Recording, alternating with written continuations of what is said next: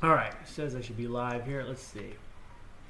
Let's look at the YouTube channel. And it's opening an ad. That's a good sign. And we are live. All right, sorry, I'm getting questions about a 3D printer from a friend.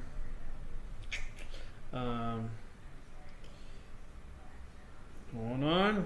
We'll start up. All right, we're good to go. Now, let's do a little bit of drone practice. You're on the Velocidrone today. Everything's dusty in here. Starting the controller. Ooh, almost dropped it. And plug this in. And now it's going to go USB joystick. Oh, yeah. All right. We are connected. I'm going to set for an hour. I'm going to try to keep it some kind of realistic time frame here so I don't take forever. Let's see here. Timer, where are you? I'm gonna put an hour and 5 minutes. Ready? And start. All right, we're going. All right, let's switch over to this Velocidrone. Let's see if it does it here. Game capture. Oh, there it is. It's working. Boom. And I gotta get to this screen here. What is going on? It's so weird. Oh, I see. It opens, since I messed with those settings like a week ago or a few days ago, the program is like a little thing in the middle of my screen. When I open it full screen, it looks fine, but the standalone thing is like this. And in the settings, there's an option to make it go to full screen all the time. And when I did that, the resolution was horrible. So it's almost like it comes in at some low resolution, and when you open it, I don't know, it's ridiculous. So anyway, let's go here. Gonna do the same thing. I'm just gonna go fly around for an hour. Can't believe it was only 2 days ago since last time I was on here. It feels like a week. Last victory, football stadium. Let's go check out the football stadium again here and just see. Well, there's a lot of tracks in here. Oh my gosh. And it minimizes and now I can't see. Holy God. Display capture. Let me turn this. Why is it doing this? Okay. Can you see how small this is? Let me try this again. Go back to game capture. If I blow this up, I'm very curious to see what this looks like on the other screen. You see how it's tiny on there? Why is it like that? Okay, give me a second here because I'm looking at it full screen, but I don't know if you guys are seeing this in full screen. No, that is ridiculous. Okay, why is it like that? Oh no, it looks like it's fixed. Again, there's a massive delay here. Oh God. Here we go. I gotta figure that out for next time. I have no idea what I did differently here. All right, let's go check out the stadium. Go, whoop, crash immediately because cool. So what have I done since last time? Oh God damn it! My cool wall, my room is almost done. Oh geez, this stadium thing. I'm starting out rough today, guys. Cool.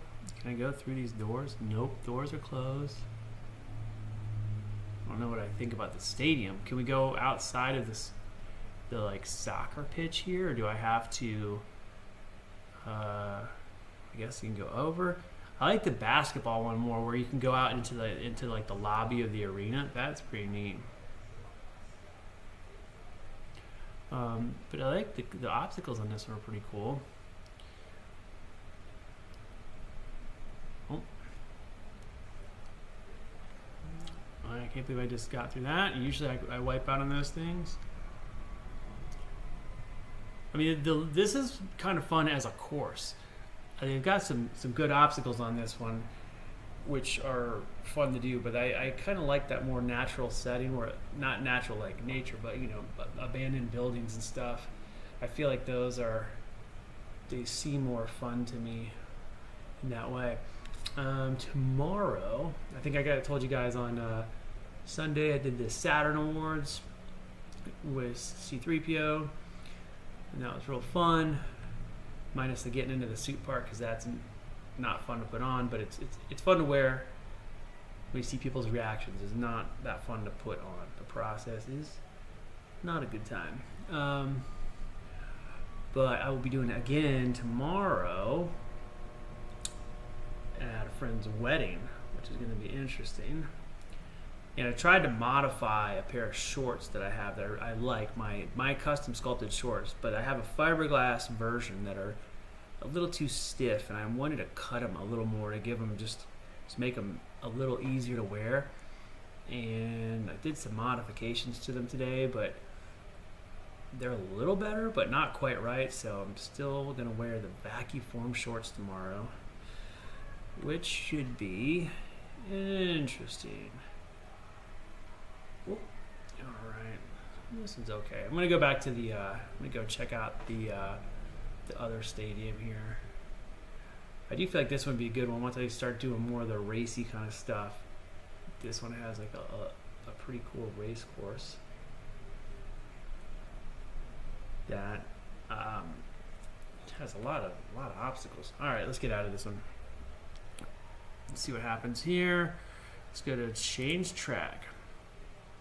Football stadium, basketball stadium. That's the one we were playing at before. That was pretty fun.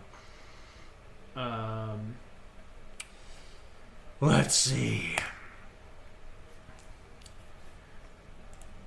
Oh God, it just minimizes again.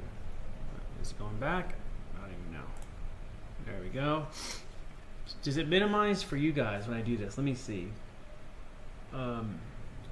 I don't know why it does it. Every time I select a track, it just goes into tiny mode. Like that. Yeah, I can see it's doing it over there. Okay. I'll make sure that you guys are getting full screen. Oh my God, that doesn't go anywhere. Cool. Sorry, I just started out. Look at this little obstacle up here. Oh my God. So. Oh. Yeah, it's just been like a very slow month in the film industry this year. Typically, it's a lot busier, and I feel like the whole industry is just being really, really slow. So we'll see what the heck happens in the next few weeks here. But been jamming on a bunch of my own projects. I'm working on an RX droid from like the ones we made for Book of Boba Fett and for we're in Skeleton Crew as the bus drivers. If you saw Skeleton Crew, the bus driver droid, we built those, myself and Mike McMaster, David Ferreira, and Chris Stroud, and Kyle McMaster. But I did most of the 3D modeling for those robots and printed a bunch of the pieces myself. I did all the arms, the lower arms, and David Ferreira did the one upper arm that has the animatronic hand.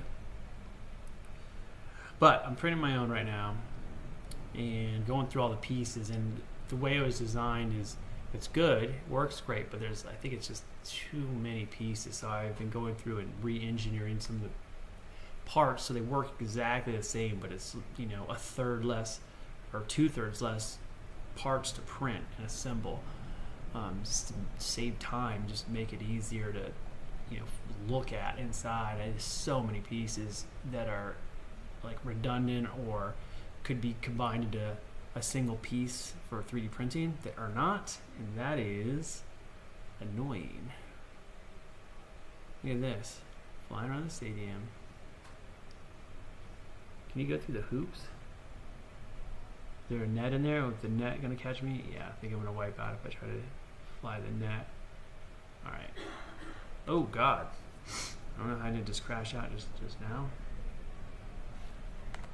Oh my God. Oh my God. How am I not crashed yet? What the heck is going on? I don't know how I'm not crashed. Every time I hit something, I think I'm gonna be done, and then it just keeps going. Oh my God. Okay. I wonder if there's like arena racing. Yep. Hello, Kevin. So here we are. And do a flip. Pretty good time. So yeah, so anyway, that's what I'm doing. Working on that droid, doing 3PO updates. Got to get those droid shorts going, which I was going to work on today. This week's been kind of crazy. I'm trying to get this thing finished in my room so I can be set back up there. That's 70% along right now. I feel like the main part that I've been working on is basically done. So I got to do, I think I told you, it's kind of like a blast door from Star Wars as just a backdrop on my wall. And then on the sides of it, there's just, you know, wall panels that are going to be on the sides. And that's what I've got to finish up tonight.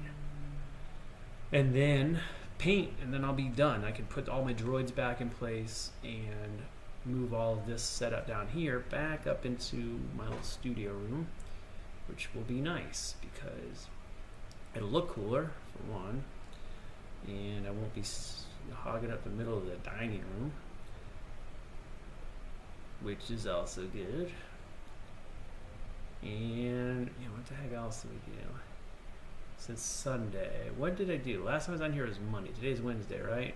I don't even know what day it is half the time. So tomorrow, like I said, I'm doing 3PO at a wedding, and my friend is gonna have his R2 there. So we'll have the two droids, and I think we're supposed to be ring bearers or something. We'll see how that goes. Should be fun. I think it'll be relatively short time in the suit. I can't imagine it's gonna be longer than maybe like 90 minutes tops, which is probably double how much I'll actually be in there. But yeah, we'll see how that goes. I figure I should probably bring a suit or something too, so I don't look like a total bum afterwards if I'm hanging out.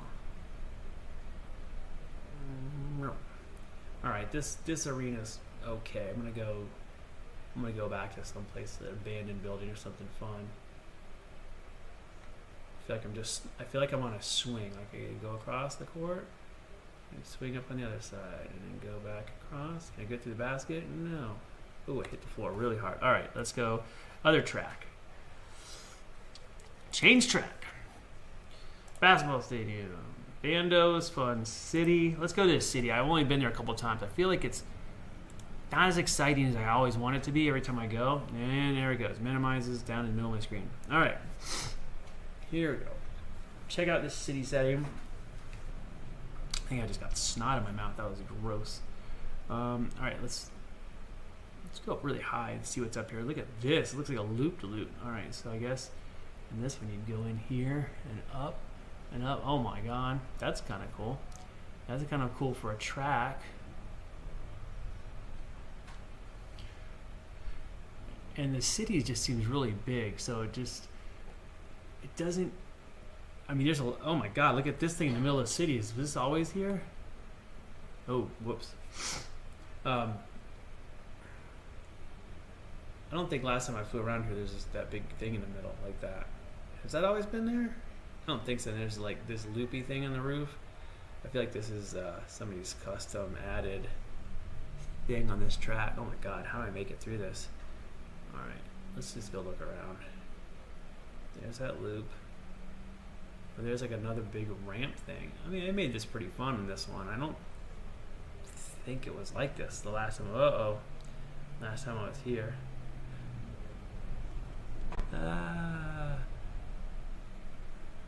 I wonder too, like, you're out of range with your controller, but I wonder where, I would technically be standing in this scenario with my little FPV goggles.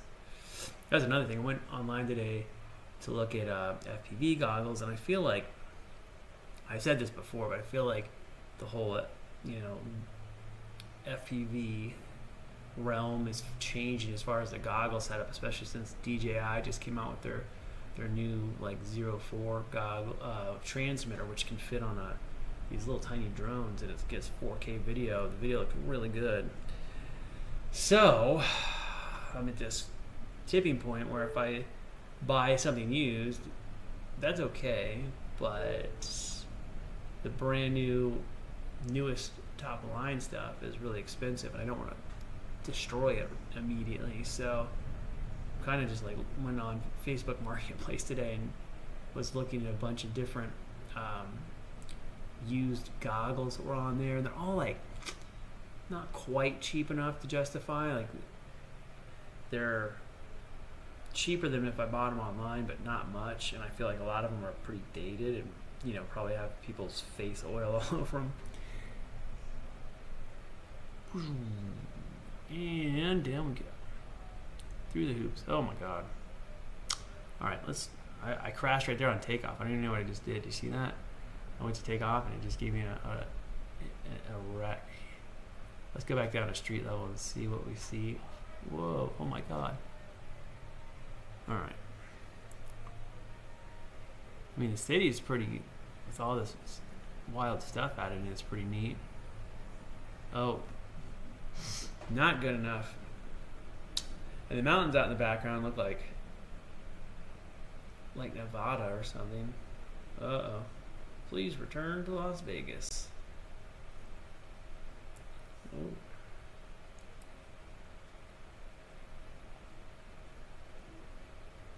Yeah, when you're going low like this, it really, you can feel the speed. Oh my god.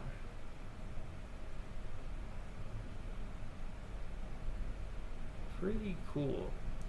And then what else? Saturday, I'm going to be in another caveman makeup. I was in one just like a week and a half ago for someone else.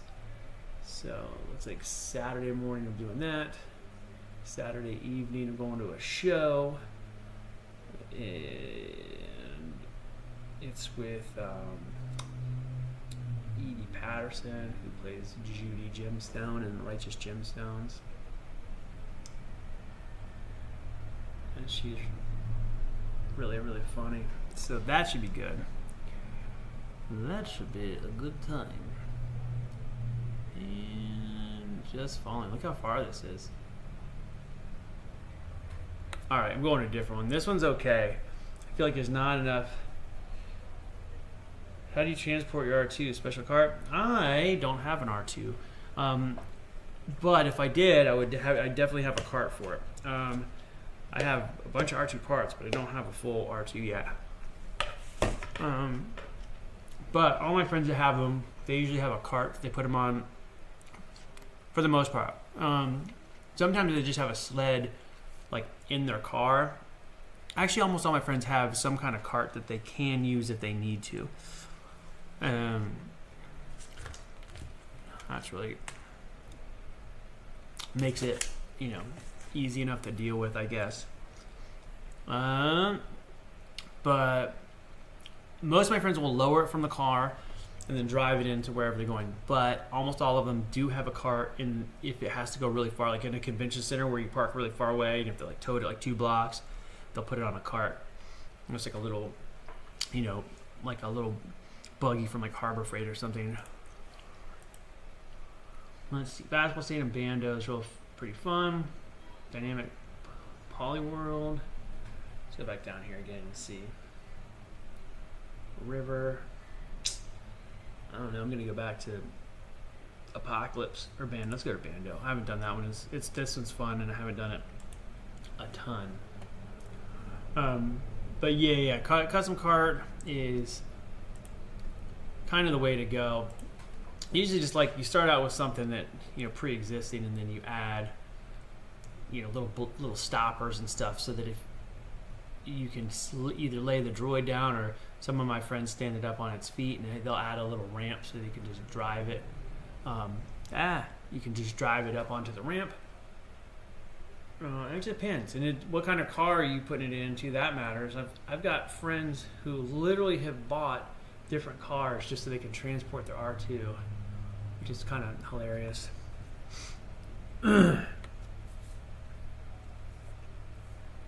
How was working with Will Ferrell last year as a zombie? That was super fun. That was really, really fun. That whole thing was interesting because I had worked on, just before that, we actually shot that at the end of 2022, like November maybe of 2022 or early December. And then it came out for the Super Bowl for 2023. And the whole thing happened basically because I was working on Rebel Moon, and I saw my friend Justin, who is he is the owner, like the founder of Fractured Effects, which they were doing all the aliens and stuff for Rebel Moon. And I knew him, like we were friends online and we talked a couple times, but I hung out with him on set one day just randomly, like he was there and I talked to him a bunch. We both play guitar and stuff, so we were, talking about guitars and whatever else.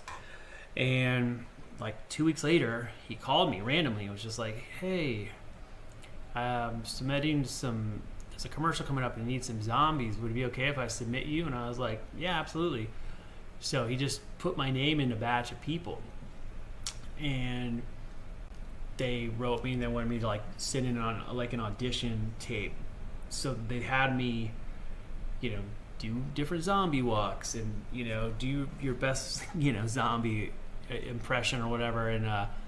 And your zombie experience. And I'd worked on some stuff before. Like I was on Army of the Dead, who actually Fractured Effects that did the Will Ferrell commercial did Army of the Dead. And it's like the tie-in for the commercial was Army of the Dead.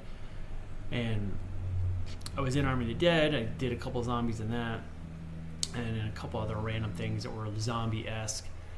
And so anyway, they hired me to be a zombie, but there were like, I don't know, 20 zombies there. I could look at the call sheet and see there were 6 of us that were like the lead hero zombies, principal, like OCP, on-camera principal, where you basically are going to have some kind of like specific interaction, so it's a better payout, which is nice. And then there's a bunch of background zombies. There's probably at least 14 background zombies. There might have been 16. I don't know. There's a lot, and they all looked great too. That's fine. And they took the 6 of us hero zombies and basically lined us up. And the director came in real quick, like less than 10 seconds probably. Came in, looked at us, and just like left. And a few seconds later, his assistant came back and she goes, okay, this looks like it's going to be you or you. And she that's going to get to do the bite. And she pointed at me and then at this other guy, and then she went back to me, but probably you. I was like, okay, like I guess the director just liked how I looked or something, or whatever the deal was. So and I knew from that morning when she said the bite, it was, we're going to be biting on Will Ferrell's arm. Like at the very beginning of the commercial, Will Ferrell gets his arm bit by a zombie, and throughout the commercial, he's slowly transforming into a zombie. Although during the actual commercial, they didn't really like highlight it as much as was planned in the storyboards. But I got there in the morning, and also I did not know before we got there that I was going to be filming with Will Ferrell. I just knew it was like a commercial for like GM Netflix. And so I get there and I see on the storyboards Will Ferrell. It's like, holy cow, that's cool. Will Ferrell's going to be here today. That's going to be kind of neat, but no idea. So anyway, they picked me for the bite thing, which I knew that what it was for. I was pretty excited about that. And I got to go out there and do the whole thing. I basically had to walk next to the car, and then as he slows down, I lean in and bite him on the wrist, which I got to do a whole bunch of times, which is kind of crazy. And they did try the other guy for 2 takes, and then they didn't like it and they put me back, which was awesome. So it's because I had a moment where oh man, now they're not going to, I just lost my whole shot. But then they brought me back in. I guess just wanted to see how he did it, but they liked my version more, I guess. But I had a moment where I was oh no, I just lost it. But what happened is they had to film all these little short versions of the commercial, little snippets to go along with the whole ad campaign, and they ended up using me for all of them, which again, I didn't go in there knowing that's how my day was going to go. It was kind of just happened like that, which is really cool. And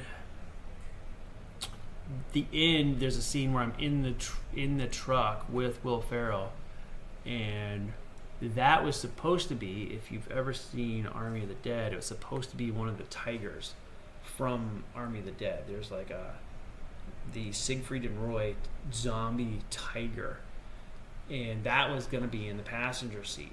So about, I don't know, 3 in the afternoon. Mind you, we've been there since like 5 in the morning or something. So at like 3 in the afternoon, they're like, oh, it doesn't look like we're going to be able to get the tiger for the tiger asset, which is because it's like a digital asset. They're gonna have to deal with that. So they weren't gonna be able to get the tiger. So they're like, we got to put a zombie in there. And then they just used me again for that part, which was great. And by that time, I'd been talking to Will Ferrell for the whole day, so he knew my name and stuff by this point, which is really cool because they bring him out and he's calling me by my name, which is great. And in the commercial, when they're filming that last scene, they didn't have any lines for zombies, so they just let him kind of improvise a bunch of stuff.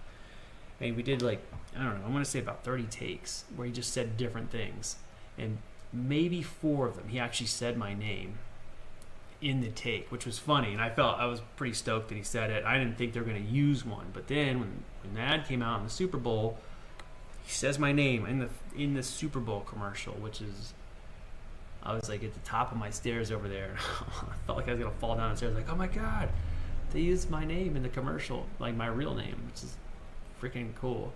But he was really nice to work with. He was legitimately funny, and he was fun to be around. And well, I just restarted. That was weird. Yeah, he was super fun to work with. Yeah, it was weird. It's weird having him do his like Will Ferrell thing right to your face. That was probably the craziest part of the day. Also, the truck that we were in was not. I mean, it was really there. It was a real thing, but it wasn't at the time. Wasn't a production-made vehicle yet. It was like one of their prototype or their cars that they have pre-production. They'll like make a mock-up of it. So it drove, and you could move it around, but nothing inside was real. Like they wanted me to be in a seatbelt, but the seatbelt on the passenger side was like glued down. Like it just like a piece of seatbelt that was like stuck in the little holder, but it didn't really work. Nothing functioned right. The whole car was made out of fiberglass, so it wasn't even like a real production thing. They like make it a model shop, basically builds this whole thing. So yeah, it was like a pre-production version of one of these GMC Denali's or whatever they're called. The runners along the sideboards and everything were just you couldn't step on them. They were just kind of like barely stuck on there. The mirrors were just held on with magnets, and they would come off for shipping. Like they just had this thing, it would pop on. So when we were coming up to do the scenes where I had to lean into a car, I had to be really careful not to nobody could bump the mirrors, and we couldn't put our hands on it certain ways, and they had to like check all our clothes to make sure we didn't have anything like sharp that could scratch the paint or anything on this show car. And then I guess in the inside of it they had the drivetrain from a Chevy Bolt, like electric drivetrain. So all the buttons and stuff on the dash didn't do anything, but if you open the center console, it had all of these like old school like switches and stuff that were wired in there to turn on the power and everything to the car, so they could move it around it. So they could drive it probably like, I don't know, probably could go 15 or 20 miles an hour to get it in and out of a convention center, but it was weird. And on the day, when he's driving and we come up to the thing, or when I'm in there and it's driving, it's just sitting still, and we're on one of those volumes like where they film, like kind of like how they film the new Star Wars shows. So it's just like these massive screens, and then the background would be moving, and there was people outside with like these beams, and they would had them under the edge of the truck, so they kind of shake it a little bit to give a little impression of movement. It was pretty weird, like being in the car while they're doing it. You start to feel like you're really moving around because the whole background's moving, the car's shaking. It was that part was pretty neat. And also those volumes are really cool to be on. It's I'd been on the ones when I was on Skeleton Crew, and then this one was basically the same height, but it was only like a U shape, so it didn't have the wall behind us. whereas the ones that we did on Star Wars kind of went all the way around, full 360 plus a ceiling. But for that zombie commercial, they did digital scans of us, but there were video scans. Basically, it was a 3D scan in full movement. So we would like walk, and then the scanner would like basically scan it as a full in motion 3D model, which is crazy. But yeah, really, really, really fun time.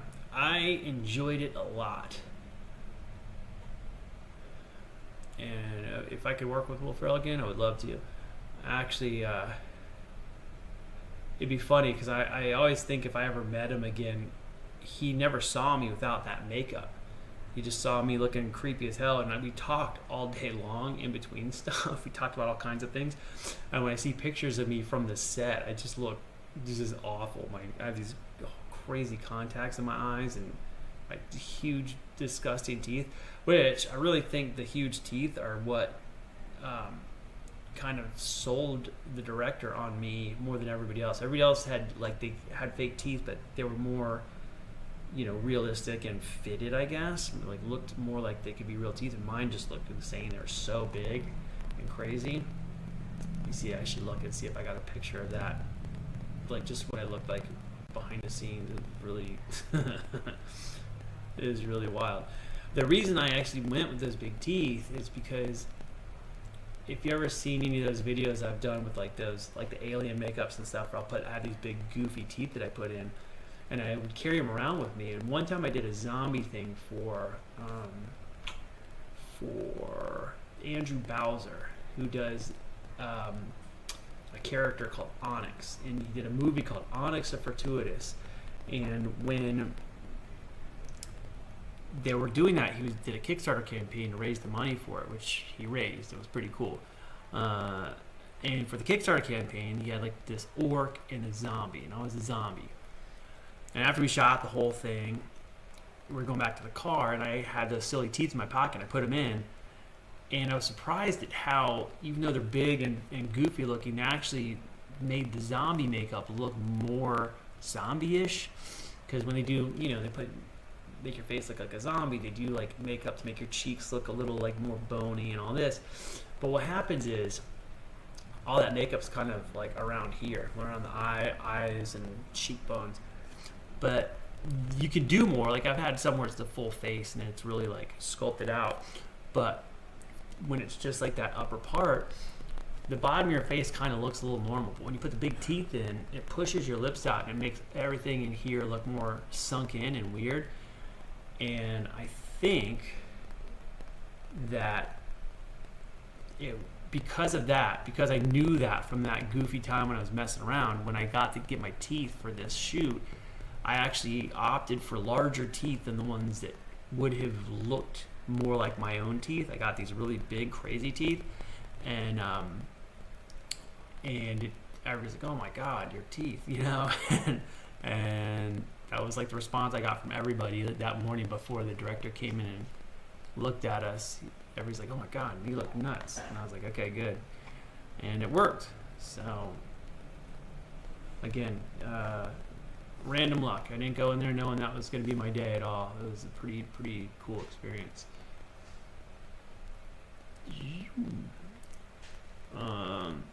And like, pretty much everybody on that set is pretty nice. And apparently one of my friends works at that studio where they have the big like LED wall, the volume there. And on their demo reel, that GM commercial is on there. And when they show new clients the demo reel from that place, I come up on their demo reel every time, which is kind of cool.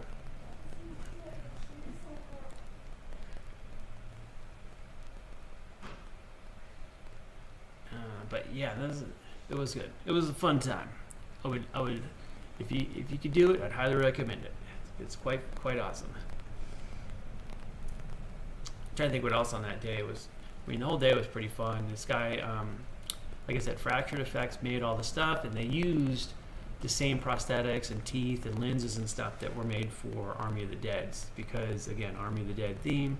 It was like a Netflix crossover commercial with GM and Army of the Dead themed. And the artist that did my makeup was this guy Jamie Kellman, who's just done a ton of makeup on like it for film industry stuff. He's famous. He worked with a lot of famous people, so that's always neat. Can I get through here? Oh my God! Wow, that was a crash. ADSFS. I don't know if you're just hitting the keyboard or if that's some acronym for something that I don't know about. Oh my God. All right, let's go back to the, let's go to the Bando, or no, I mean Apocalypse. I think this is one of the most fun ones here. Apocalypse Freestyle, let's do that. All right, it's gonna shrink down again. There we go. Full screen. Go down. And how are we doing on time? 30 minutes left. All right. Halfway done. Oh my God, I didn't crash out. So it says freestyle, but I don't know which one I'm supposed to get. Man, this board, every time I come here, it's like the ice cream. It's so fun. There's stuff everywhere to look around. There's all these like obstacles, but like low-hanging little banners and light poles, and then nooks between the trees and statues and parking garages. This one just has so much variety. And the size of the board is, oh God, what was that? The size of this board is real cool. I feel like I need to try this with the graphics turned way up and see what happens. Oh, and look around.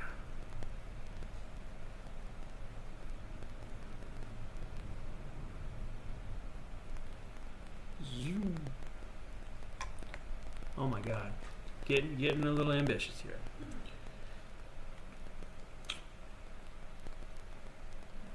But yeah, hopefully I'll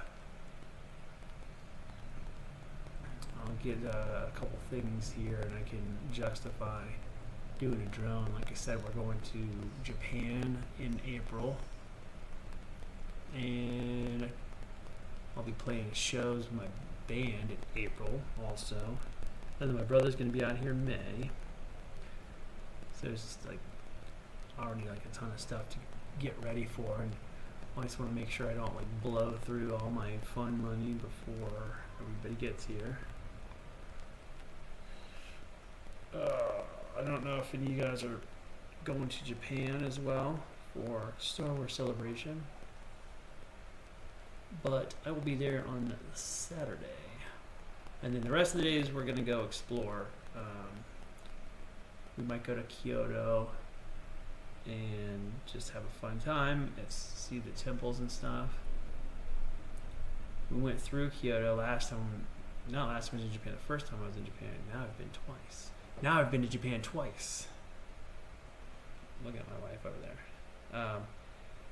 And the first time we went to this city of Nara, where they have all these deer that walk around just all over the place. It's like essentially like, like the equivalent of squirrels. They're all over the place.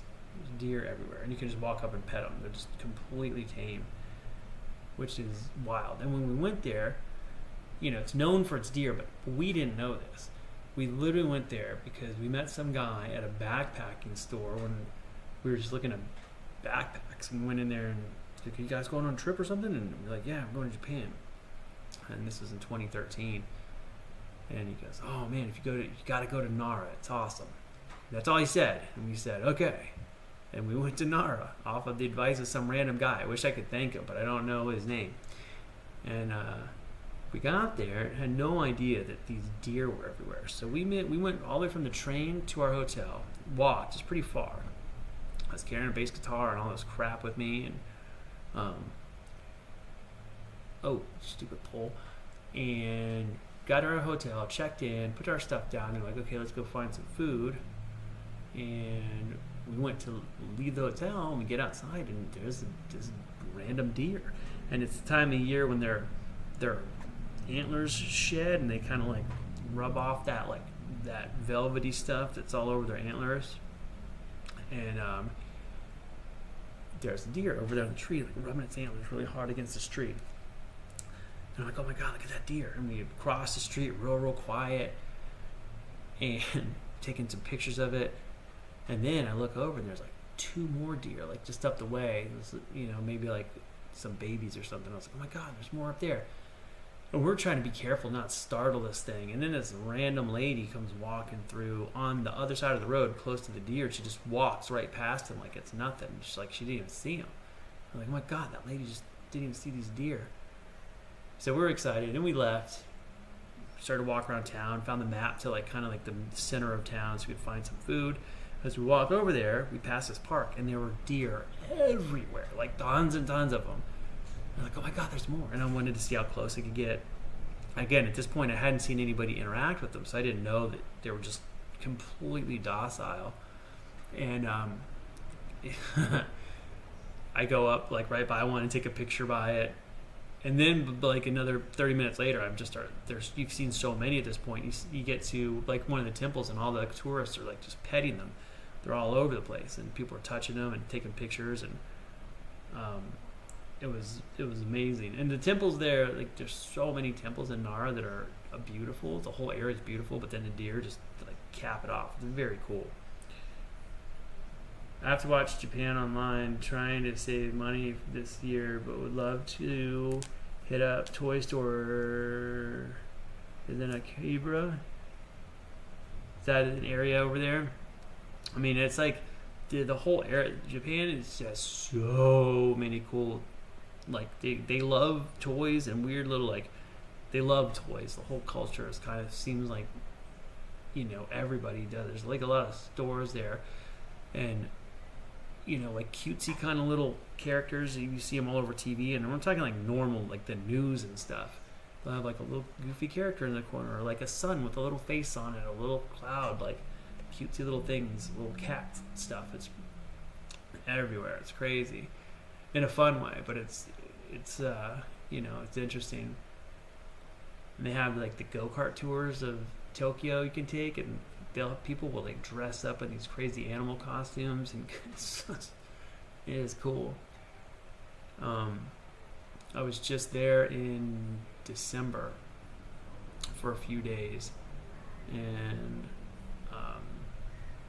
so what is that, like 2 months ago maybe? Yeah, almost exactly 2 months ago I was in Japan for a Nike shoe release. And the whole thing, I'm talking about toys, like the mashup, I mean, it's like the collaboration between this designer called Nigo and Nike, and the whole character I was doing, they basically made like an 80s or late 80s early 90s toy commercial with these little action figures, and I was like the real version of one of the action figures for the commercial. It's like this ape guy, kind of like Planet of the Apes looking thing, which was very fun. But then for like the release thing, they wanted the character there, so they flew us out, me and then the makeup artist that put it all together, and basically I was that character for 2 days while they had the shoe release stuff, which was an interesting situation. It was fun, but also, I'm just standing basically in like a shoe store, but it was like not like a shoe store, but it was a storefront that they set up for the release, and they only had those Nike shoes, the 8 Force. It's basically the Nike Air Force, but they're the Nike Nigo versions. They're like pretty cool, but apparently like there were 2 color schemes, and one of them was like you could only get on the at the release thing, and then there was another color scheme that I liked more,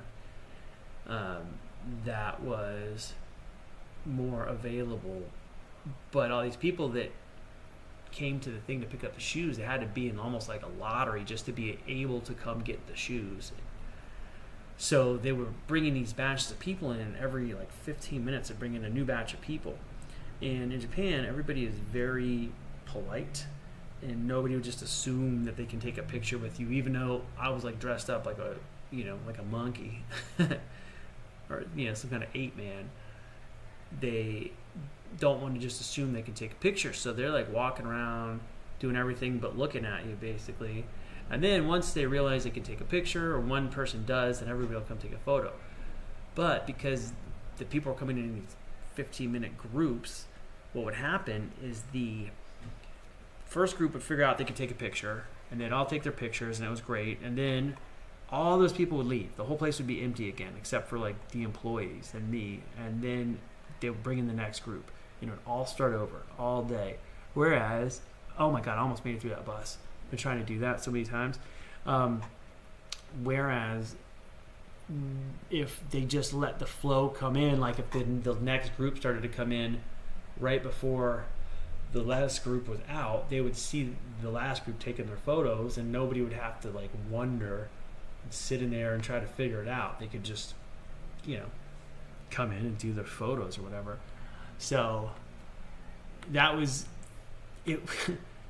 Well, it's not bad, but it made it awkward a little bit for me, personally.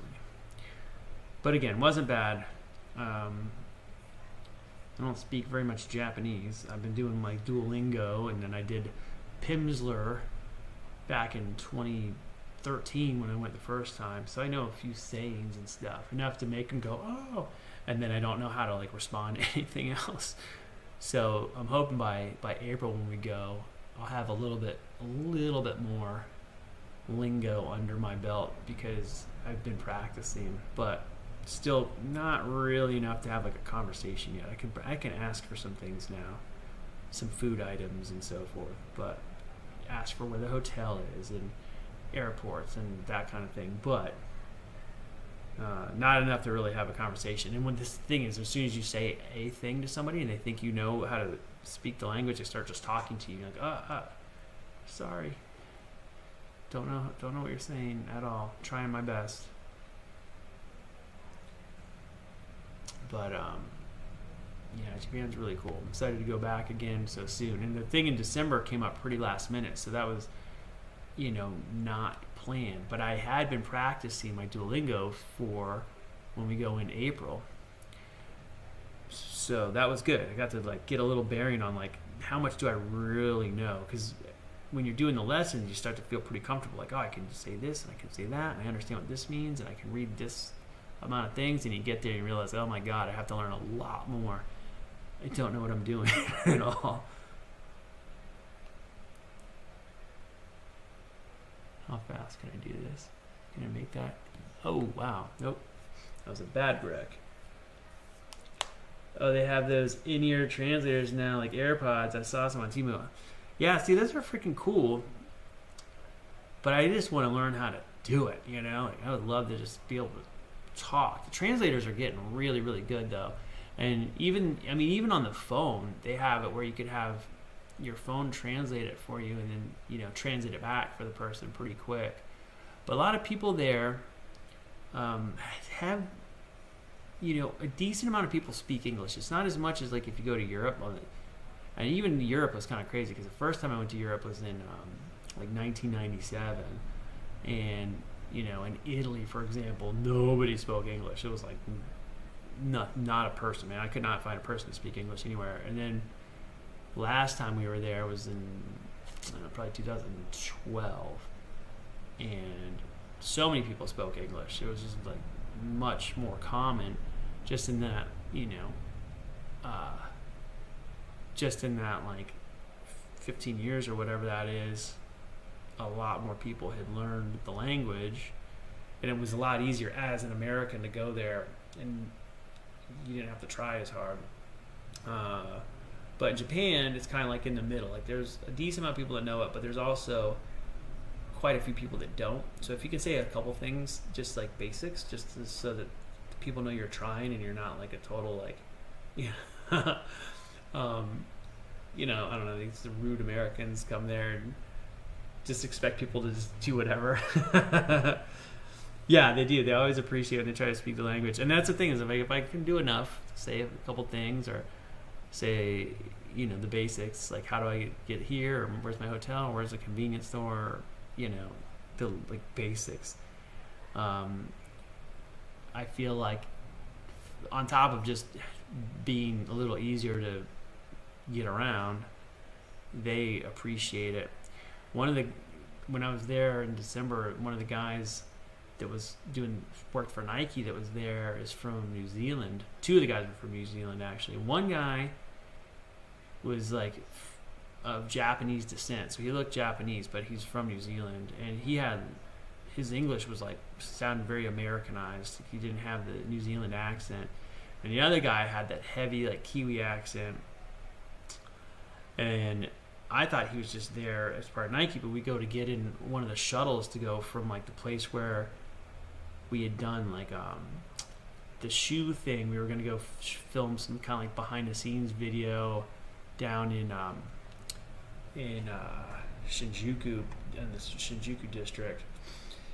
And the guy goes to get in a cab, and he speaks like perfect Japanese. And this is like a very white guy, heavy New Zealand accent. He just comes in there and just like having conversations with the cab driver and stuff. I was like, oh, okay, this guy is. You see that open container over there, the crate? I'm gonna go buy it. He knew what he was doing. It was really impressive. I was like, oh my gosh, how'd you learn all these? You got to learn all these things when you live here. When you live in Tokyo, you gotta learn these things. How's that? you just gotta try. You pick it up. You pick it up. But yeah, he was a nice dude. But yeah, it was a fun time. I didn't get to hang around too much. I had one day to go do things, and then the morning I left, I went on this, like I did a 9-mile run from my hotel over to like the Imperial Palace and back. And then I packed up all my stuff and I got on a plane and flew back to LA. And then it was funny, but I had set an alarm in the hotel, like so that I wouldn't, lose track of time as I was packing all my things. It was like 9:45. I got to leave the hotel or like be like almost done, so I got to check out at 10, so I can go to the train and go to the airport and all that. And my timer was set for the date, whatever date that was, like December 9th or whatever. December 9th at 9:45 a.m. And it went off, just like it was supposed to. And I fly back, and then I get back to LA, and I'm sitting on the 405 in traffic trying to, head up to San Fernando Valley area. Oh my God, I almost made it. And my alarm goes off again. Same alarm from before, because it was the same day. It was the same day. And I'm like,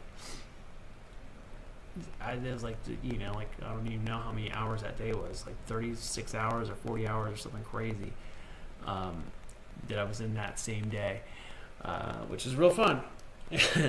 Having the same alarm go off twice for the same day just felt very strange. It was a surreal feeling. And the first time I went to Japan, we lived in Florida. And I remember that day was the same. Oh my God. That day was kind of the same thing, where it was just, damn.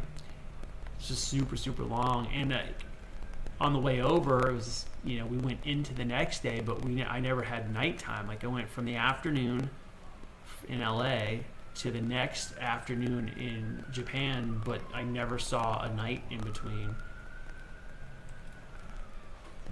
Also super weird. And I've been to Europe a few times, and I've been to Japan once before, and I was in Korea once before. And both times going to Japan, for some reason, I really got freaking crazy jet lag when I got back. Like the first time when I was in Florida, it took me like a week to get back to normal, maybe longer. I just didn't feel right for a while. But we were in Japan longer that time than I was this time too, so maybe that's why I was just more adjusted to it. And it was such a shift. My body felt very weird for at least a week. And I've never had that, going to Europe or anything. I don't think I've ever had that kind of jet lag before.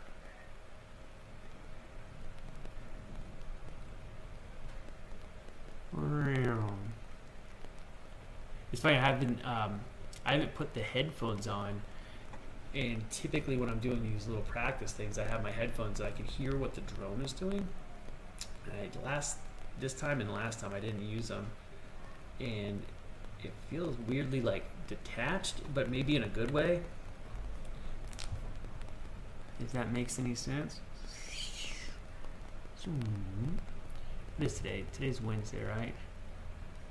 So tomorrow, I gotta pack up 3PO tonight, get everything ready, get my voice amplifier and all that stuff. I gotta get all that charged up so that I can speak to people and the battery doesn't die on me. And get my undergarments all clean so I don't smell like a homeless man. And I should be ready to go. And then tomorrow morning before I leave, I'll try to do a little bit of a ZBrush session on here. Maybe even tonight if I get around to it. But I think I'm going to try to focus on getting the rest of the wall up in my room. The sooner that's up, the better. It's so close now. I can taste it. I don't want to like do that typical thing where I get like 85% done and then just have to set it down and I'll come back to it for 8 months. So I'm going to try to focus and get that thing knocked out. That would have been a nice. Yeah, I feel like this drone stuff is getting more second nature now. And as I crash it, immediately. And the dyno.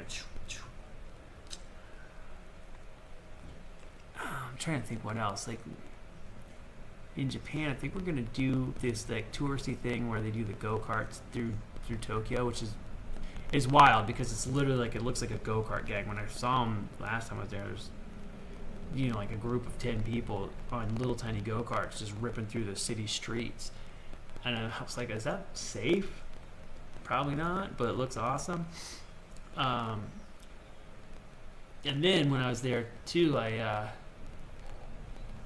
hid a bunch of the ears, so that I did that ape character for 2 days for that shoe thing. And when they took the makeup off, like those makeups are basically ruined. When you take that off, you can't reuse the prosthetics, so they just kind of get thrown in the trash. But I was like, let me have the ears. So I kept all 4 ears from the 2 days I was in the makeup. And when I went on my run, the last morning I was there, I hid them places in hopes that they're still there when I get back in April. My wife and I will go see if we can find them again. I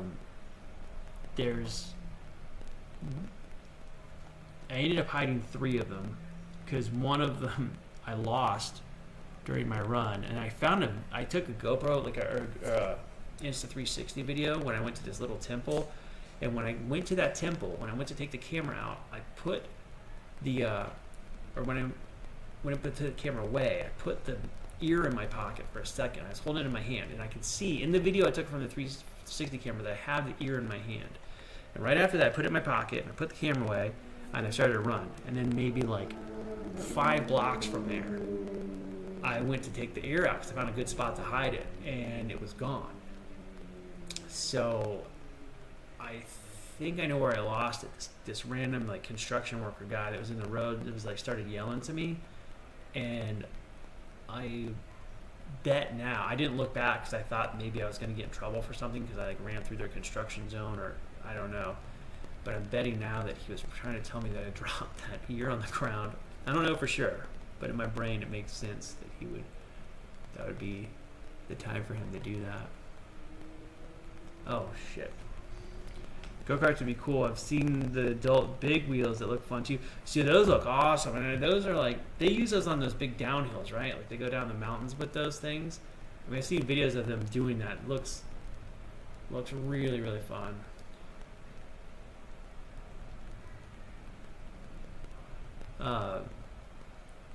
They've got a couple, like they've got some of those gravity kind of race tracks down the mountains. I think they've got one over at Big Bear now, like maybe like 90 minutes from me,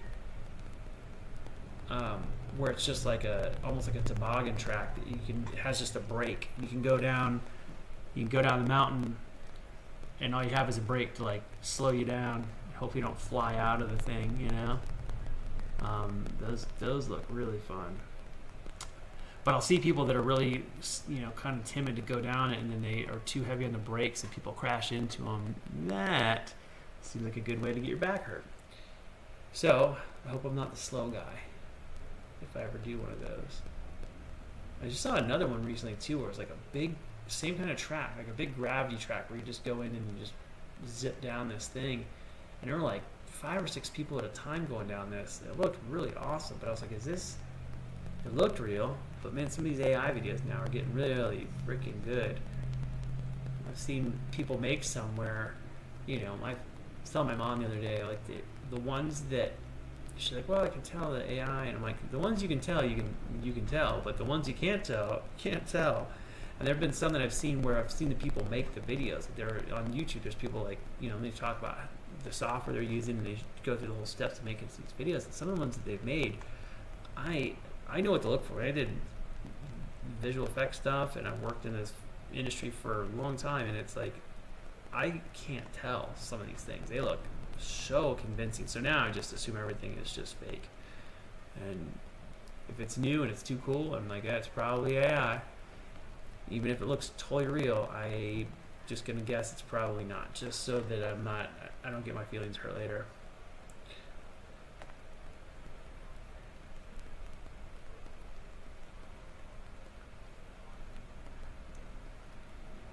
Oh my God.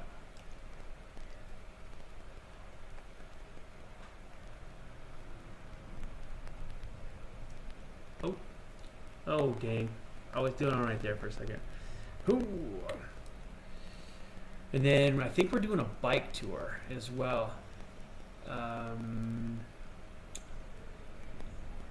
I don't remember where that's at. And the way our trip is planned, we're going to be in Tokyo for like the first few days, and then we're going to go somewhere else for after that, because the Star Wars Celebration thing is kind of like right in the middle of our trip. So, and we're only going on this Saturday for Star Wars Celebration. I don't know if we're going to go to Disney. We talked about going to Disney Tokyo Sea, because that park looks amazing, but I don't know if that's for sure or not yet. Don't know. The theming at that place is incredible. I remember seeing photos of it last time I was, like, the first time I went to Japan. People were like, did you go to Tokyo Sea? I was like, no.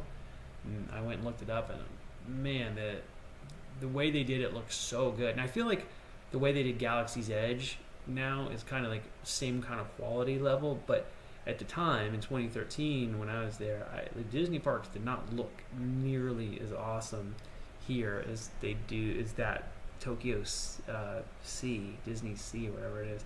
It's kind of a weird park. It's like, I guess they pay for the Disney rights for things there. And I always thought Tokyo Sea and Tokyo Disneyland were like the same thing, but apparently like 2 different parks. And I didn't know that until very recently. But that'll be kind of cool to see as well. Just got to find someone to watch the cats while we're gone. We're out of town. I don't know if we get someone to stay here or get a friend that doesn't mind driving to our house, because we're not super close to anybody. We're not too far, but far enough that it's annoying, if you don't want to drive all the way out here. But we will see. Alright, where can I go here? Can I shoot through this garage? Nope, I'm not going to make it. Try to dip out. Oh my God. And he crashes again. Man, just wiping out left and right. Oh, dang. I just wiped out right at the start again. I don't know what I'm doing, but this is like the 3rd time tonight I've done that, where I just go to take off and then I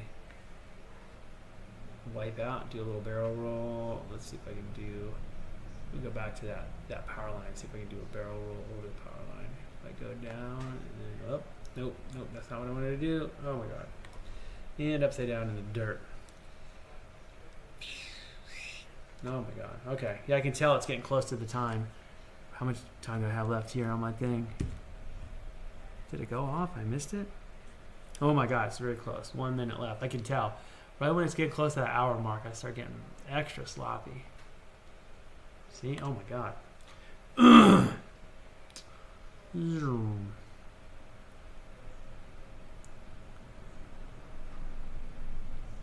I was like, just see, this is what I'm talking about. This, like, you know, the scaffolding right here. I mean, this stuff, this level is so fun because of all the things: the burnt out buses, the scaffolding. Let's look on the rooftops here. We got this weird little church, which you could fly around here. Can I do a loop? Well, like, to try to get in and out of this church is kind of crazy, and I just, oh my god, I escaped. Usually I end up crashing. You got this helicopter, you could like try to fly into the tail. Oh my god, I kind of clipped it, but oh, and crashed again. Hey, saw your guy in the monkey suit for that Planet of the Apes commercial. That's dope, dude.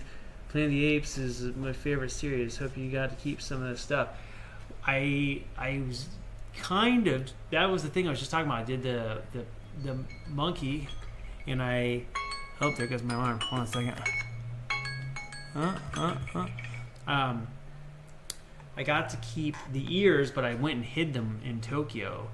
And then from the shoot, when we shot the commercial, I didn't keep anything, but I was in the character, the exact same basic makeup and costume again for basically when the shoe release happened for that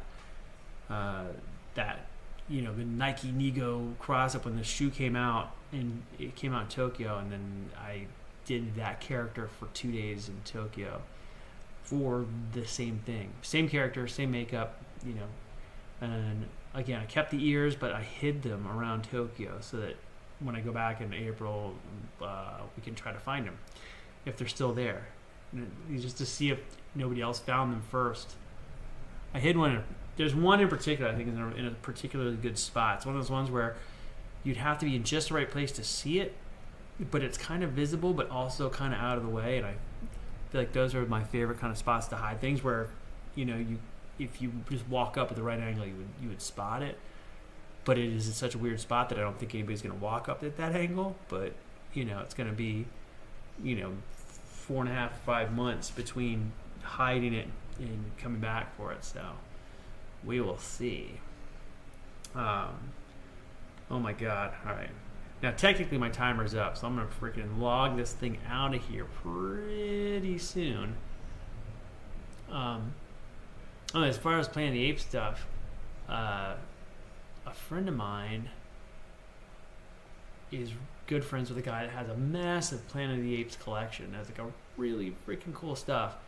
And I had from the Planet of the Apes with Mark Wahlberg and all that, 2001, is that when that one came out? The early 2000s Planet of the Apes. I had a life cast of one of the actors that was done for that film, and at one point it had a clay sculpt on it of one of the characters, but I think it was a concept. I don't think it was for the makeup. And my friend molded it and, you know, took a mold of it, and then the clay was kind of like falling apart, but he gave me the life cast. I had the casting of the guy. I think it's the guy that played Uncle Otho in Beetlejuice. I'm pretty sure that's the same actor. And I just had it kicking around forever, and I was like, man, this guy that collects all this Planet of the Apes stuff, I should give it to him because he's he would appreciate it, you know. And it's just, I just have it. Somebody gave it to me. It's cool, but I just have it. It takes a lot of space, so gave it to that guy, and I don't have it anymore. And then it turned out that guy was on that that thing for, what is it, the Nickelodeon thing for Quiet on Set. If you guys saw that documentary, it's one of the guys from that documentary that apparently is really creepy, and I did not know at the time. So now I'm just like, oh, well, that guy's got my Planet of the Apes head now. He can have it, I don't care. But he does have an amazing Planet of the Apes collection, but also turns out he's a really creepy dude. I wouldn't have known it. He seemed very nice and friendly when I met him, but apparently There's a whole episode of that Quiet on Set about that guy, and he was like arrested and everything for stuff that he did, which is not good. Da-da-da. Jimmy Jeffries, huh? Exactly. Can I land on this thing? I don't know. Oh my god, man! I'm sorry, I'm flying so terrible. Let me try to do a little recon around this side. Apocalypse. Look at that. Doing an orbit. Now can I orbit and look at a thing? That's the real question. Can I look at... Let's see if I can look at this statue. Oh my god. I haven't tried to shoot through there in a while. Oh my god, through the legs.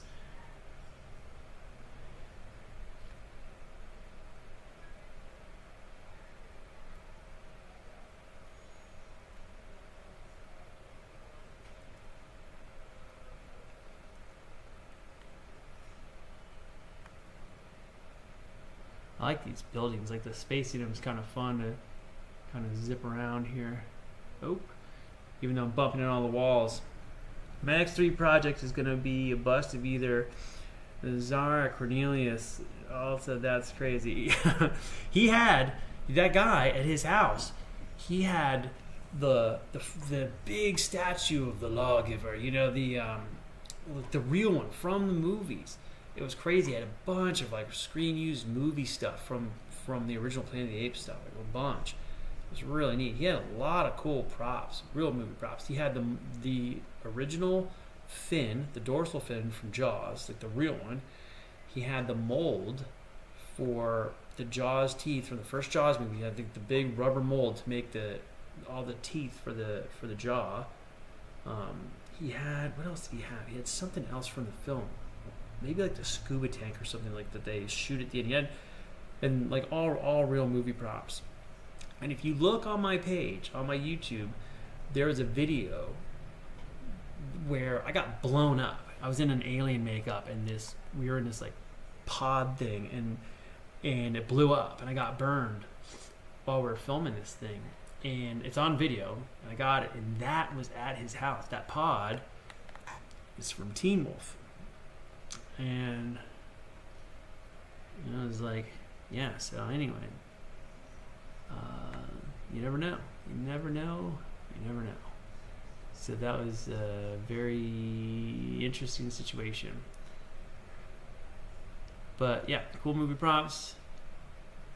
And I don't have that one anymore. Are you going to make the bust like a full-scale bust, or are you going to do, like a display, like little thing, scaled bust?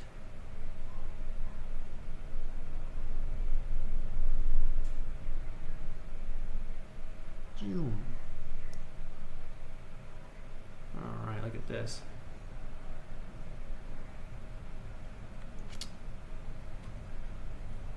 I'm trying to think. There's one of these guys I follow on Instagram who makes like, some cool replica things. Seems like a nice guy, but he posted a video today of making he made like a tauntaun skull wall art thing, which he got the idea from Regal Robot. It was one of their concept pieces that I don't think is out yet. And if you guys know me for a while, you know that I've done a lot of work with Regal Robot, and the owner's a really good friend of mine. So I was like, he's just ripping off a thing, which is kind of not cool. But he lives in England, and I don't think Regal Robot can sell a lot of their products in England, like just because of the licensing agreement they have with Lucasfilm. So I kind of give him a pass on that. Like if he wanted to model one and print it and hang it up for himself, that's fine.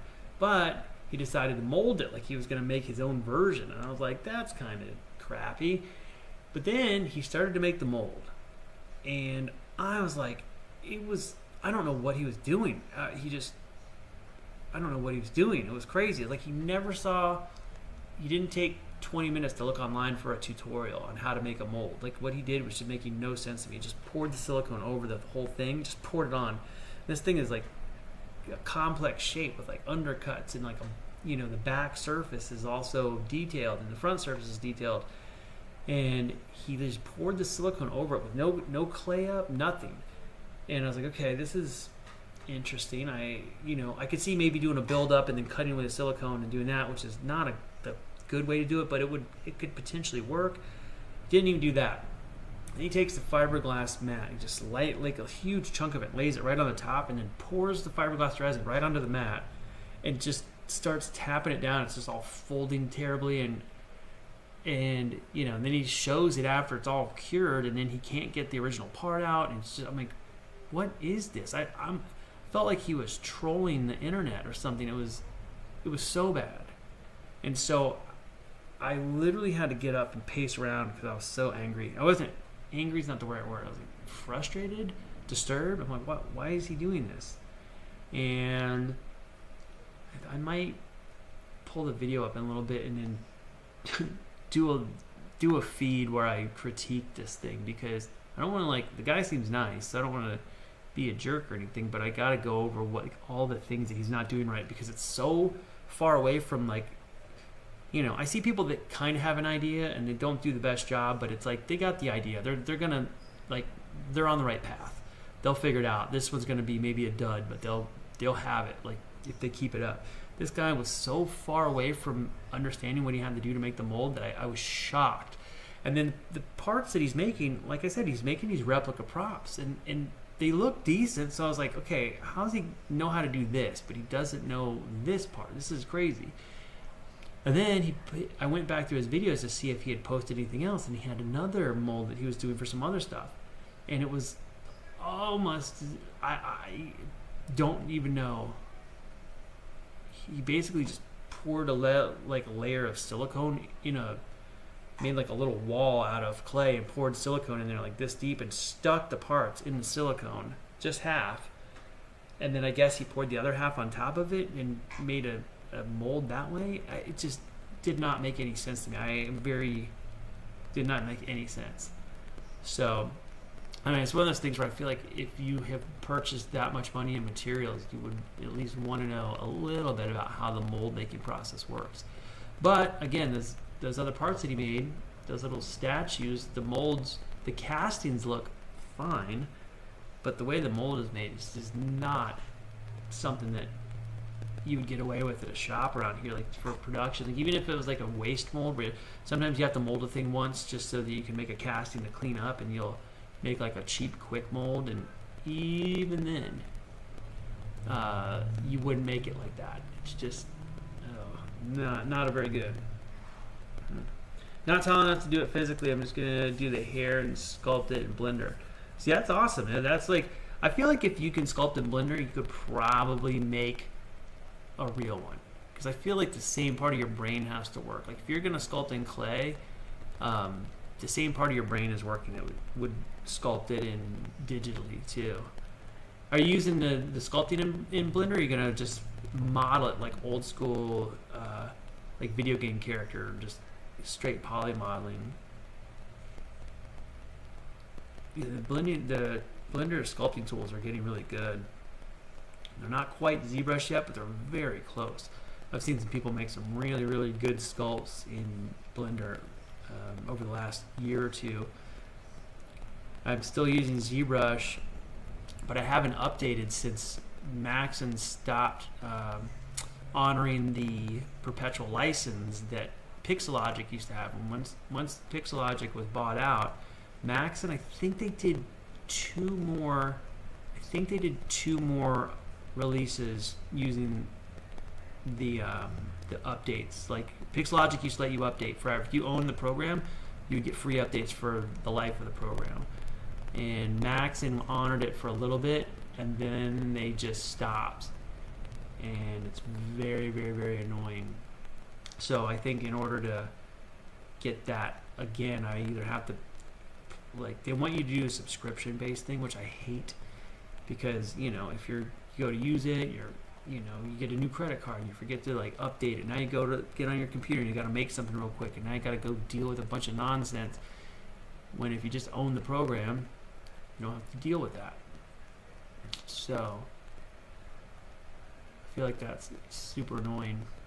And yeah, I don't know, that whole Maxon thing bothered me. But anyway, when they bought it out and they decided they're going to start charging again for all the stuff that I already paid for, then I was like, you know what, I'm going to see how Blender's doing. And I started to look into the sculpting in Blender, and it was very impressive, the stuff people were making in there. And the modeling, Blender is just such a powerful program already, and the fact that it's free is crazy. I've done a couple years, started maybe like 2 years ago, I started using Blender, and maybe by 2022, and I don't use it all the time, but I had a project, like a VFX project, come up for somebody I had worked with a long time ago, like 2010 maybe, 2012 I think was probably the last time I worked for him. And he does a lot of commercials, and I had gotten a lot of work from him doing digital set replacements for things like, you know, shoot on green screen, they just want like a cool TV set. And I would usually do it in 3 Studio Max and render it in V-Ray, but since I left the architecture job I was doing, I have not had 3 Studio Max for a long time. So I was like, well, you know, he called me up. I hadn't talked to him forever. He said, you want to do this, one of those commercials? I'm like, sure. And then I'm like, oh God, how am I going to do this? I don't have 3 Studio Max anymore. I was like, I guess I'm going to try Blender. And so I got Blender and started in on it. And there's a lot to learn in there, but a lot of the terminology is basically identical to 3 Studio Max. So there are tons of tutorials that showed me what I needed. And I think it's more just finding the, you know, the function in the program. And once I knew where it was, like I know how to do all the stuff already. It's just a matter of finding where the things actually are within Blender. Was the thing that slowed me down, but it works great. Everything worked really smoothly. It never crashed on me. The renderer worked beautifully, and it's like, you can't believe it's free. And it's just nuts. And I worked in sculpting a little bit, and there's a compositor in Blender, so when you're putting your stuff together, it's like, it's crazy. The drone sim is making me green. No, I believe it, especially when if I start going around like, you know, all the things. What's funny is I think it's kind of like when you're driving a car, and I know kind of what I'm going to be doing, so you can see me leaning back and forth in my chair. It's like my brain is preparing for a certain maneuver. But I think if you're just watching and you don't know what I'm going to do next, it's going to feel pretty awkward. You know, if I like go up building, do a little, what do you call that? Oh, I crashed it. Great. Trying to show off here.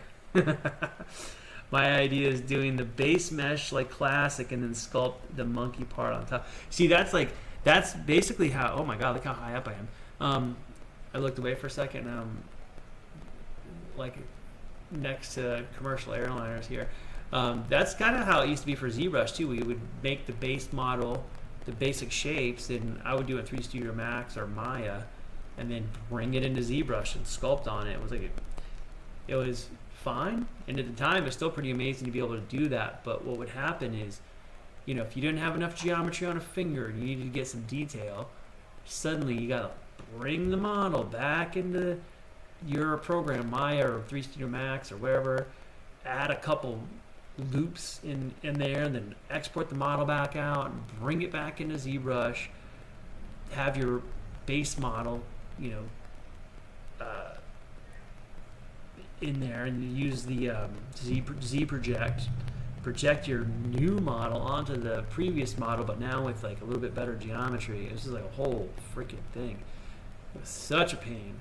And now they made it much easier to deal with all that stuff. They've got like, you know, remeshing tools that are fantastic, so you can do Dynamesh and just update your geometry whenever you want and sculpt whatever you want, add more geometry, and then when you're done you can go do Z remesher and give it like a much cleaner mesh.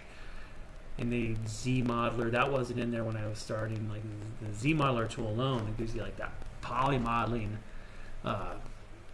ability that just wasn't there when I first started in ZBrush. But again, the whole thing with Max and buying it out just really bums me out, because I like ZBrush a lot, but I'm still using what is it, like 2022 0.07 or whatever model, you know, that was the last update I did. And then Maxon changed their thing, and I was like, well, that's it. When I started that subscription thing, I got banned on Twitter for a few days because I told Maxon, you know, Maxon the company, I wrote on their Twitter thing, I'm like, I hope you guys get diarrhea. And I got a ban for like wishing, what did they say? Wishing ill will on a person or something stupid. I was like, I don't know what kind of algorithm is reading this, but they clearly don't get my sense of humor.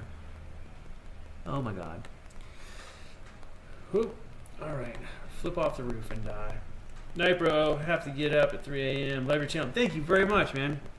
I got to get out of here too. My alarm went off a little while ago. I got to get back to work and do some stuff in the house with my hands.